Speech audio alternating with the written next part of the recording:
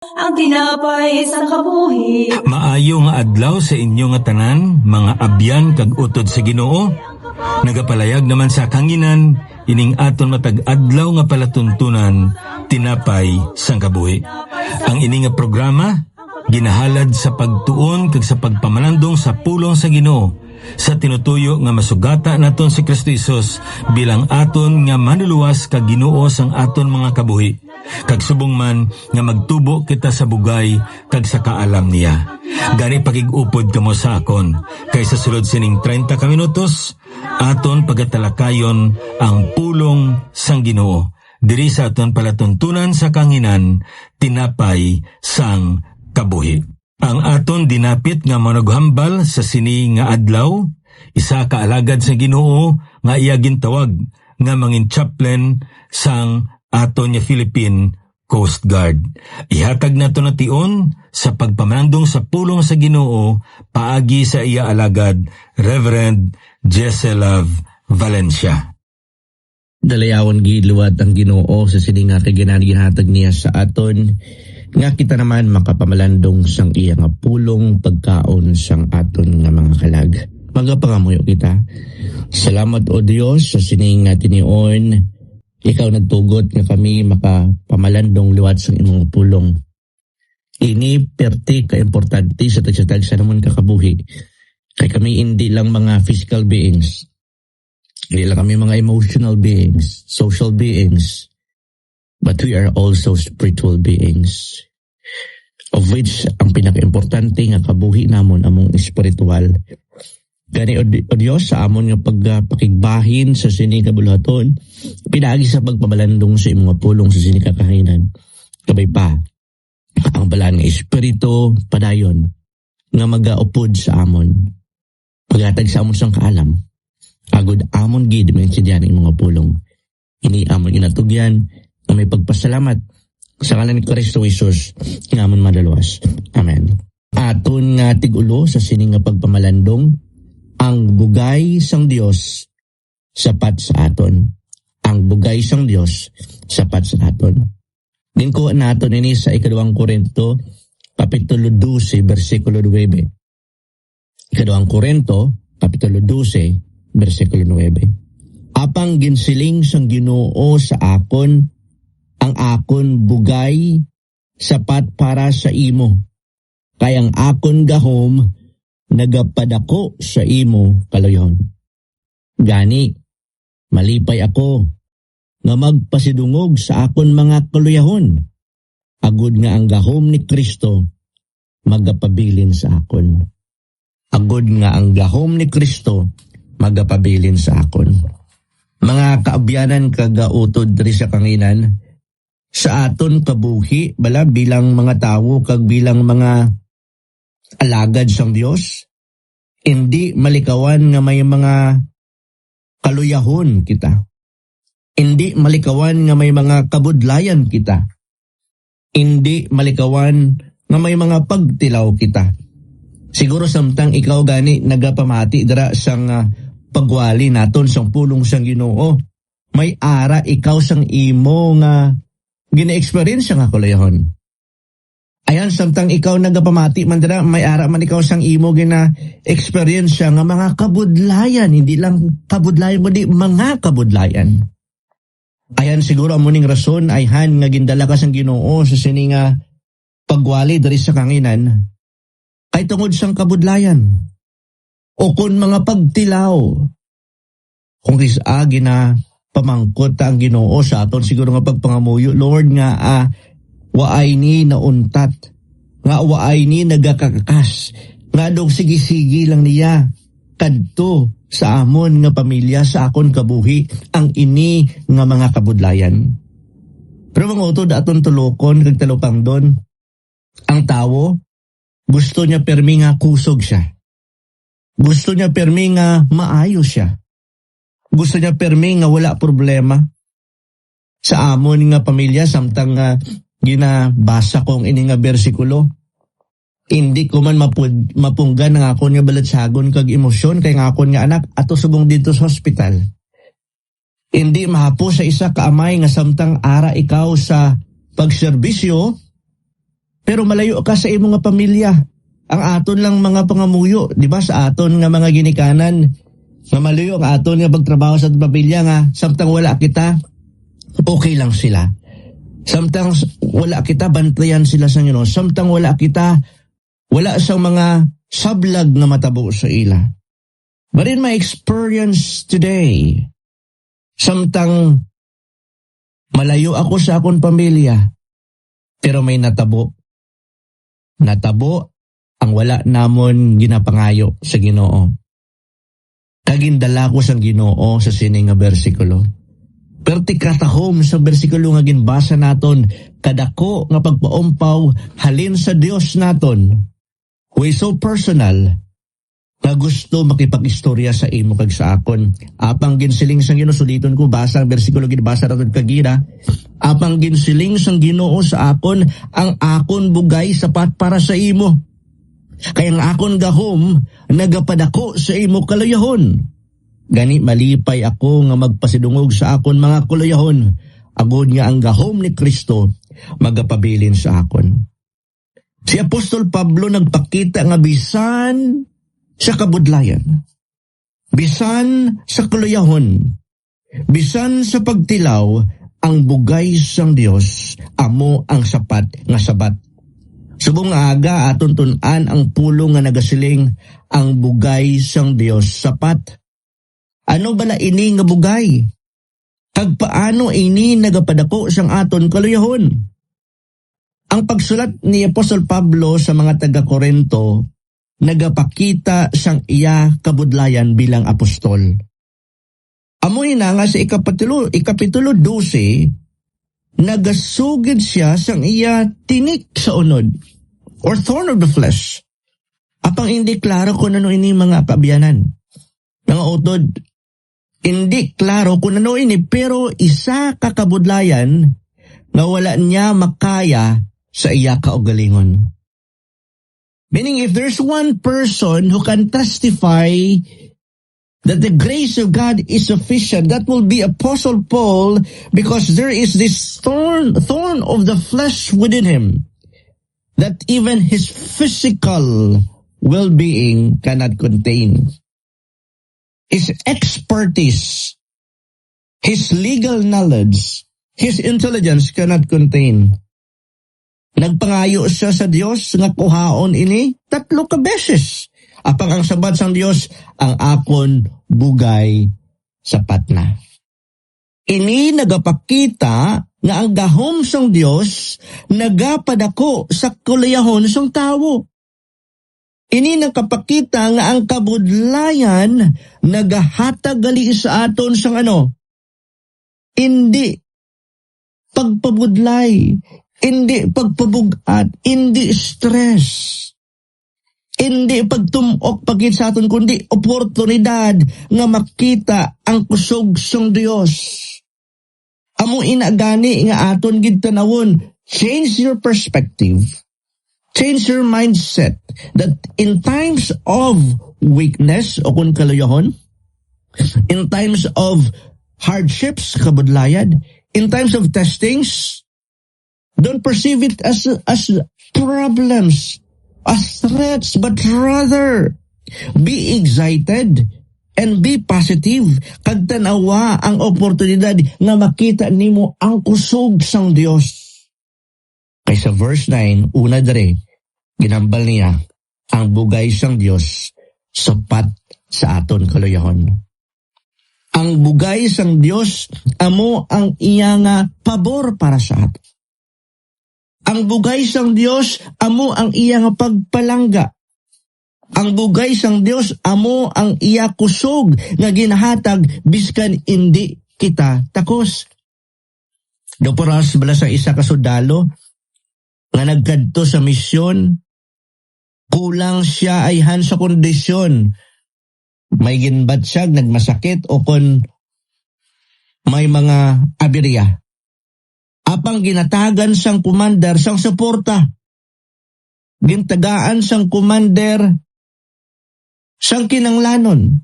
Sapat nga kagamitan. Apang makapadayon siya. Ang ari pang pinakamayo, ginopdan siya sa iya nga commander. sagod nga alay ayon.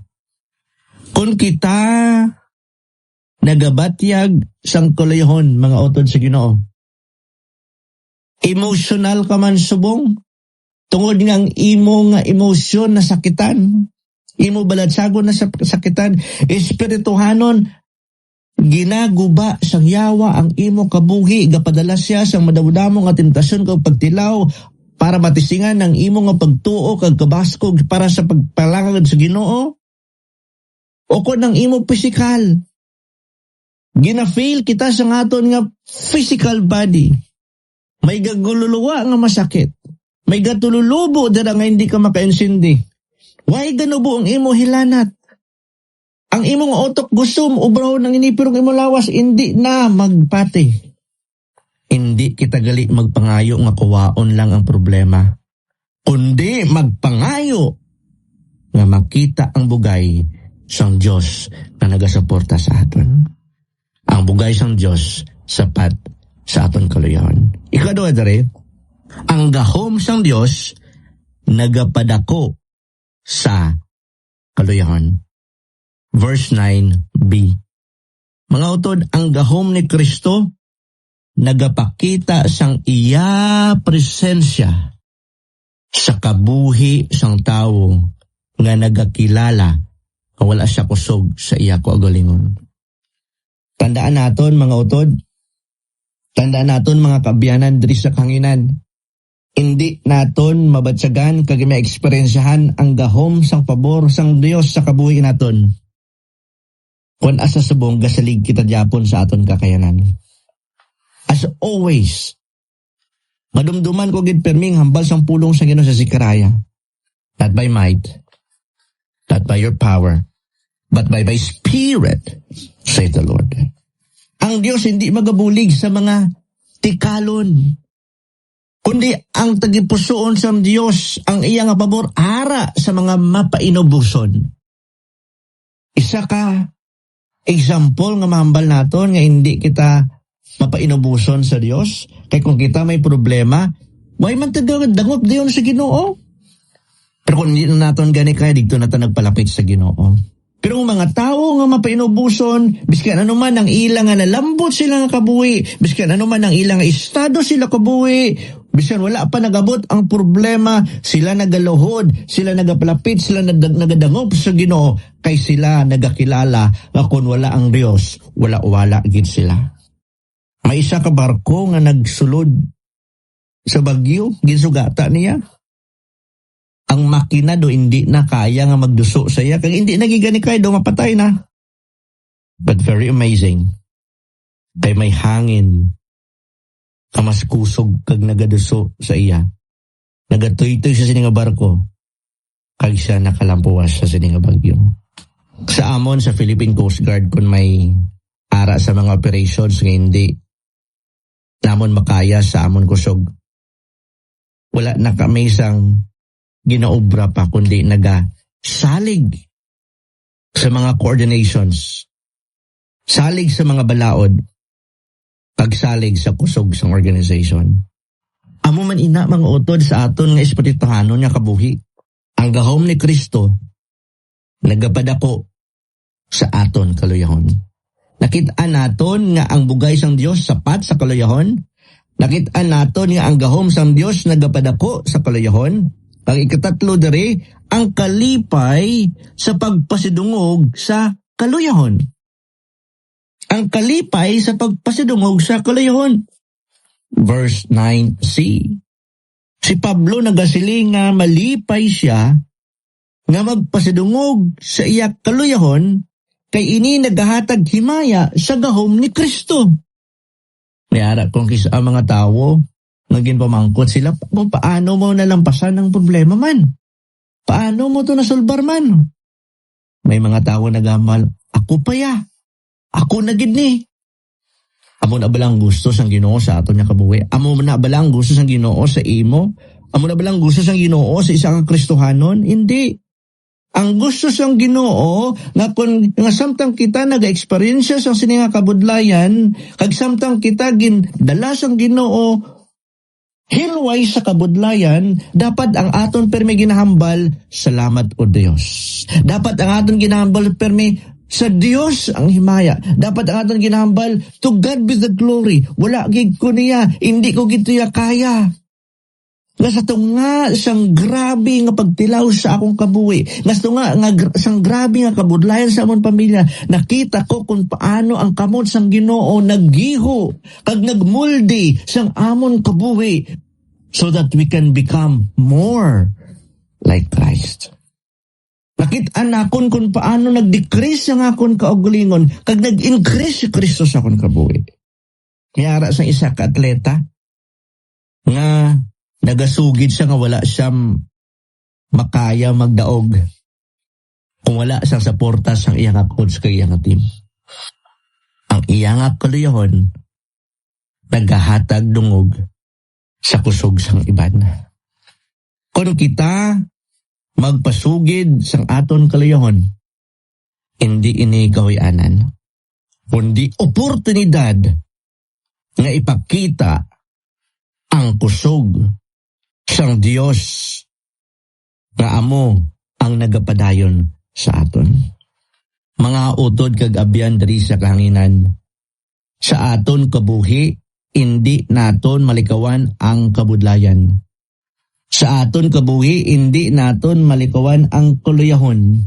Sa aton kabuhi hindi naton malikawan ang mga pagtilaw. Apang ang pamangkot. Apang ang pamangkot. Nagasalig bala kita sa bugay sang Dios. Nagasalig bala kita sa bugay sang Dios. Kung ang bugay sang Dios sapat para sa aton, hindi naton kinahanglan magpangita sang iban nga kusog. Ang salan sa aton sa sini nga aga mo sini mga utod, kilalahon naton ang aton kaluyahon. Ano bala ina? I-identify naton. Pero sa tunga sa aton mga kaluyahon, tugutan naton nga ang bugay sang Dios magapabakod kag magapadako sa aton.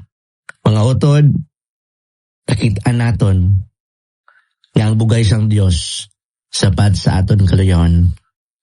Ang gahom sang Dios nagapadako sa kaluyahon kag ang kalipay sa pagpasidungog sa kaluyahon nagahatag sang perspektibo kay ni oportunidad kag hindi hadlang sa aton pagpakabuhi upod si Kristo. Again, ang bugay sang Dios sapat sa tanan nga sitwasyon, ang gahom ni Kristo nagapadako sa aton kaluyahon kag ang kaluyahon hindi kahuy-an kundi oportunidad na ipakita ang kusog sang Dios. Mga utod, sapat ang bugay sang Dios sa imo kag sa akon kag sa tanan nga nagasalig sa iya kag sa tanan nga nagasalig sa iya. Ano ba lang imo nga gina-experience sa subong? Ano ba lang imo nga ginaagyan sa subong? Ano ba lang imo kabudlayan subong? Ano ba lang imo kaluyahan subong? Ano bala ang imo nga pagtilaw subong? Kung sa amon nga pamilya, inatistingan gid ang amon nga pagtuo sa Ginoo. As we commit our dear son into the hands of our Almighty God. Di namon inakaya bulngon, but God is our Jehovah Rapha. He is our healer. God is our Jehovah Jireh. He will provide our needs. Padamo gid nga salamat o Dios for reminding us that your grace is sufficient for us. That your power is made manifested in our weaknesses. Dapat gali kami mangin excited na kung kami mag-experience sang problema, kalalatan, kagkabudlayan sa kabuhay, dira pagid namon masapuan kung ano kakadako nga pagka-Diyos sa amon kabuhay o Ginoo. Gani wala na sang iban pa nga himuon kami kunding magsalig dira sa imo. Thank you, O God, for you are our Jehovah Shammah. You are already there. You are already in the future. Sa amon Ginoo balatsagon bilang mga tawo, we cannot fathom the reason. We cannot comprehend why such things happened in our lives. Pero sa imo pagkadako nga Dios, sa imo pagka-sovereign sa mga kabuhi, kabulo kami Ginoo, that all things work together for good to them that love God and to them who are called according to His purpose. All things work for good, though sometimes we can't see how they could. Gani Ginoo, kabay pa, kung ano man ang mga kabudlayan, ano man ang mga kaluyahon, ano man ang mga pagtilaw sa mga utod namon nga nagapamati subong. Tandog ang ilatag ipusoon, and may your Holy Spirit upon them, comfort them, empower them, and strengthen them. Ikaw lang giginong amon kusog, kag inding amon na ginasaligan. Dapat ikaw ang saligan namon, wala na sa iban pa. Patawara kami sa mga tinion na napaslaw kami sa pagsalig dira sa imo. Kabay pa, ining pagpamati namon sa imo nga pulong, magabalik sa nga amon nga pagsalig nga hugot, nga ikaw ang pinakauna nga dampigan namon kagadtuan, hindi pinakaulihi. Ini amon ginatugyan nga may pagpasalamat sa ngalan ni Kristo Jesus nga amon manuluwas. Amen. Kag Amen.